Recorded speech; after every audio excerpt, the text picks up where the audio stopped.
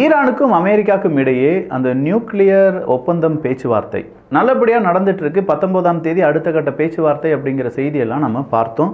நிறைய பேர் அதை நீங்கள் ஷேர் பண்ணியிருப்பீங்கிற நம்பிக்கையும் இருக்குது. ஆனால் அந்த இடத்துல ஈரான் என்ன கேட்டிருப்பாங்க?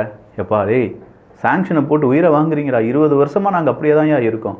அந்த சாங்ஷன்ஸ்லேருந்து எங்களுக்கு ஏதாவது ஒரு ரிலீஃப் வேணும் அப்படின்னு சொல்லி கேட்டிருக்கலாம். அதை தான் கேட்டிருப்பாங்க ஆக்சுவலாக. பட் இந்த சாங்ஷன்ஸ் அப்படின்னு சொல்லும்போது இன்றைக்கி சில செய்திகளை நீங்கள் பார்த்துருப்பீங்க. ஜப்பானாக இருக்கட்டும், வடகொரியாவுக்கு எதிராக போட்டிருந்த அந்த பொருளாதார தடையை 2 வருஷத்துக்கு நீட்டிச்சிருக்காங்க. அமெரிக்கா ரஷ்யாவுக்கு எதிராக போட்டுருக்கக்கூடிய அந்த பொருளாதார தடையை 1 வருஷத்துக்கு நீட்டித்திருக்கிறார்கள். அப்படி பார்க்கும் பட்சத்தில் ஈரானுக்கு எதிரான பொருளாதார தடையும் அமெரிக்கா அப்படியே நீட்டிக்கிறதுக்கான தான் வாய்ப்புகள் அதிகமாக இருக்குது. ஏன்னா ரொம்ப பெரிய அளவில் இதை பின்னாடி இருந்து இயக்குவது யார் அப்படின்னு பார்த்தீங்கன்னா இஸ்ரேல் தான். அமெரிக்காவில் கடைசியாக ஒரு செய்தி நம்ம தமிழ் விதையில் பேசியிருந்தோம். நீங்கள் விசாக்கு ஏதாவது அப்ளை பண்ணுறீங்க, நீங்கள் யூதர்களை பற்றியோ இல்லாட்டி இஸ்ரேலை பற்றியோ தப்பாக ஏதாவது உங்களுடைய சோஷியல் மீடியாவில் போட்டிருந்தீங்கன்னா உங்களுக்கு அமெரிக்கா விசா கிடைக்காது அப்படிங்கிறத அமெரிக்கா அஃபிஷியலாக அறிவித்திருந்தார்கள். ஸோ அப்படி இஸ்ரேலை பற்றி தப்பாக பேசினாலே உங்களுக்கு விசா கிடைக்காதுன்னு சொல்லக்கூடிய ஒரு நாடு இஸ்ரேலுக்கு எதிராக இருக்கக்கூடிய ஈரானை அவ்வளோ நல்ல விஷயத்தில் டீல் பண்ணிடுவாங்களா அப்படிங்கிற ஒரு கேள்வி, ஒரு டவுட்டாகவே இருந்துட்டு இருக்குங்க. இந்த டவுட் கண்டிப்பாக ஈரானுக்கும் இருக்கும். அமெரிக்கா கூட அவங்க பேச்சுவார்த்தை நடத்துகிறாங்கன்னா பல இடங்களில் பல நேரங்களில் பல ஃபில்டர்ஸ் வச்சு அவங்க யோசிச்சுக்கிட்டே தான் இருப்பாங்க. ஸோ இந்த பேச்சுவார்த்தை 19ஆம் தேதி எப்படி இருக்க போகுது, இந்த டீல் ஈரானுக்கு எவ்வளோ நன்மை பயக்க போகிறது, உலக நாடுகளுக்கு, அமெரிக்காவுக்கு, இஸ்ரேலுக்கு இப்படின்னு சொல்கிற பல விஷயங்கள் அந்த டீல் ஏதாவது நடந்துச்சுன்னா நிச்சயமாக தமிழ் விதை இல்லாட்டி தமிழ் பட்சத்தில் நம்ம பகிர்வோம். இதே மாதிரி ரொம்ப கிளாரிட்டியான பல செய்திகள் வரப்போகுது. நான் உங்கள் விக்கி, இது உங்கள் தமிழ் விதை. ஷார்ட்டாக கொஞ்சம் செய்திகள்.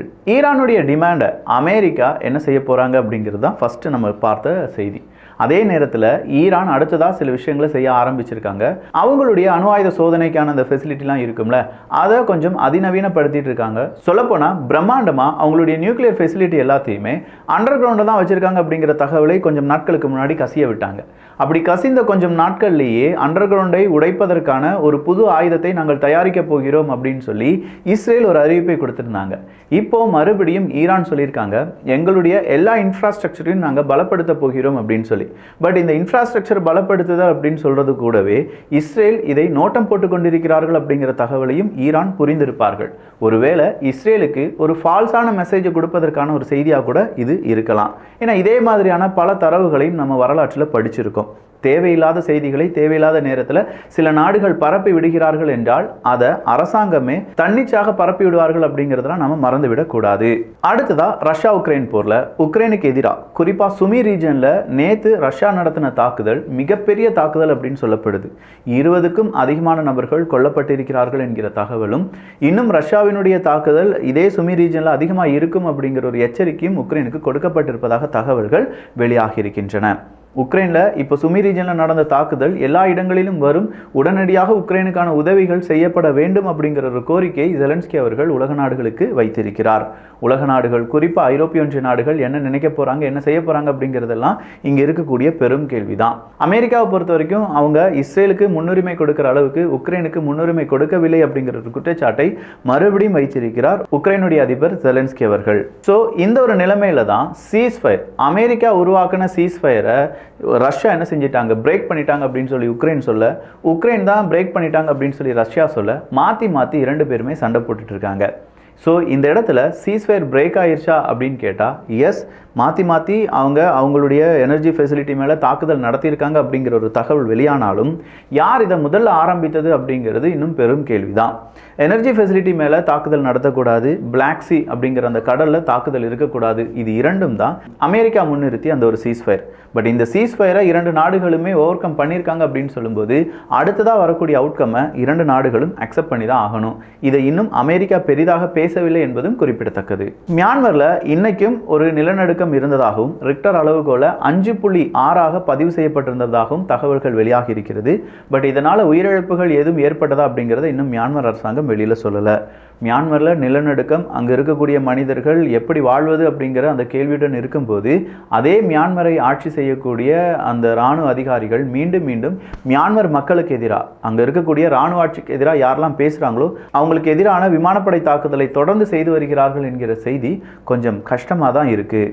காசா காரிடோர், ராஃபா, இதை முழுவதுமாக நாங்கள் கைவசப்படுத்தி விட்டோம். 2வது தினமாக இஸ்ரேல் ரொம்ப முக்கியமான அறிவிப்பாக இதை கொடுத்துருக்காங்க. பட் இதை பற்றி ஏன் இன்னும் எந்த மீடியாவும் அதிகமாக பேசாமல் இருக்காங்க? ராஃபா கிராசிங் இல்லாமல் எப்படி காசா மக்களால் வாழ முடியும்? எகிப்து இது அவ்வளோ லிபரலாக விட்டுட்டாங்களா? ஜோர்டன் அரசாங்கம் இதை பற்றி இன்னும் பேசாமல் இருக்காங்க? மேற்கு கரையில் இருக்கக்கூடிய யாருமே இதை பற்றியான விஷயங்களை இன்னும் ஐநா சபையோ இல்லாட்டி பாலஸ்தீன் லிபரேஷன் ஆர்மி, இதே மாதிரி பாலஸ்தீனுக்கான முக்கியமான சில நபர்கள், நாடுகள், இவங்க யாருமே இதை முன்னிறுத்தி பேசாமல் இருக்காங்களே அப்படிங்கிற ஒரு டவுட் இருந்துக்கிட்டே இருக்குது. ஸோ இஸ்ரேல் நினச்ச மாதிரி அவங்களுடைய காய் நகர்த்தலை ரொம்ப சக்ஸஸ்ஃபுல்லாக, ஏன்னா நார்மலைஸ் பண்ணிட்டாங்க, பல வருடங்களாக நடப்பதால் இது அன்றாட செய்தியாக மாறிடுச்சு. இனிமேல் இஸ்ரேல் நினச்சிச்சுன்னா காசா பகுதியில் இருக்கக்கூடிய முக்கியமான நிலப்பகுதியை என்சர்க்கிள் பண்ணிடலாம் அப்படிங்கிறத ராஃபா வழியாக செய்து காண்பித்து விட்டார்கள். இதன் பிறகு இஸ்ரேலினுடைய ராஜ்யம் தான் அங்கே நடக்க போகுதா? இந்த கேள்விக்கு பதில் கொடுப்பது அப்படிங்கிறது காலம்தான். ஸோ காலத்தின் கையில் இந்த பதில் இருக்கும்போது இதை எதிர்ப்பதற்கு அரபுலக நாடுகள் தயாராகி வருகிறார்களா என்று கேட்டால் இல்லை. இப்போதைக்கு அரபுலக நாடுகளில் குறிப்பாக இதை எதிர்ப்பது யார் அப்படின்னு பார்த்தீங்கன்னா துருக்கியாக இருக்கலாம். ஆனால் இப்போ துருக்கியில் நடந்துட்டு இருக்கக்கூடிய சில சம்பவங்கள் எர்டகனுக்கு எதிராகவே இருக்குது.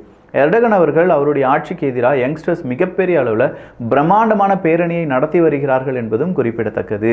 இதே துருக்கியில் எர்டகன் அவர்களுக்கு எதிராக பல அரசியல் கட்சிகள் ஒன்றிணைந்து லாஸ்ட் எலெக்ஷனில் இருந்தாங்க. ஸோ அடுத்த எலெக்ஷனுக்கு முன்னாடி எர்டகன் அவர்களுக்கு எதிராக பெரும் கூட்டம் இளைஞர்கள் படையிலிருந்து, இளைஞர்கள் மத்தியிலிருந்து வருவது அப்படிங்கிறது எர்டகன் அவர்களுக்கான ஒரு பெரும் எச்சரிக்கை தான்.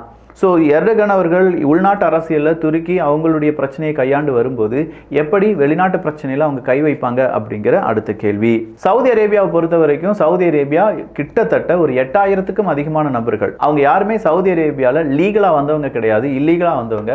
அந்த 8000க்கும் அதிகமான நபர்களை நாங்கள் நாடு கடத்த போகிறோம் அப்படிங்கிற ஒஃபிஷியல் ஸ்டேட்மெண்ட்டை வெளியில் விட்டுருக்காங்க.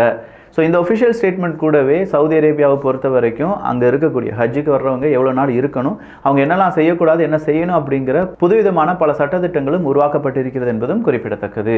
ஒபாமா அவர்களுடைய ஒரு புகைப்படம், அந்த புகைப்படத்தை மாற்றி டொனால்டு ட்ரம்ப் அவர்கள் வேறொரு புகைப்படத்தை வைத்திருக்கிறார் அப்படிங்கிற ஒரு தகவல் இன்னைக்கு அமெரிக்க ஊடகத்தில் பார்க்க முடிந்தது. சரி, ஒபாமா அவர்களுடைய புகைப்படம் இல்லைன்னா வேற நல்ல புகைப்படம் எதையாவது வச்சிருப்பாருன்னு சொல்லி பார்த்தா இந்த டொனால்டு ட்ரம்ப் அவர்களை யாரோ கொலை செய்வதற்கு முயற்சி பண்ணாங்கல்ல, அப்போ அவருடைய காதை கிழிச்சிட்டு ஒரு புல்லட் அப்படியே போன அந்த ஒரு ஃபோட்டோ இருக்குல்ல, அந்த ஃபோட்டோ தூக்கி மனுஷன் மாட்டியிருக்காராம். பரவாயில்ல, அவருக்கு அது ஒரு செகண்ட் சான்ஸ் தானே. தஜிகிஸ்தான் பக்கமும் நிலநடுக்கம் 2 முறை அனுபவப்பட்டதாக செய்திகள் வெளியாகி இருக்கிறது. எண்ட் ஆஃப் டேஸ் அப்படின்னு சொல்ற ஒரு வார்த்தை அங்கே அமெரிக்காவில் இருக்கக்கூடிய நிறைய சிஓ இப்போ சொல்லிட்டு இருக்காங்களாம்.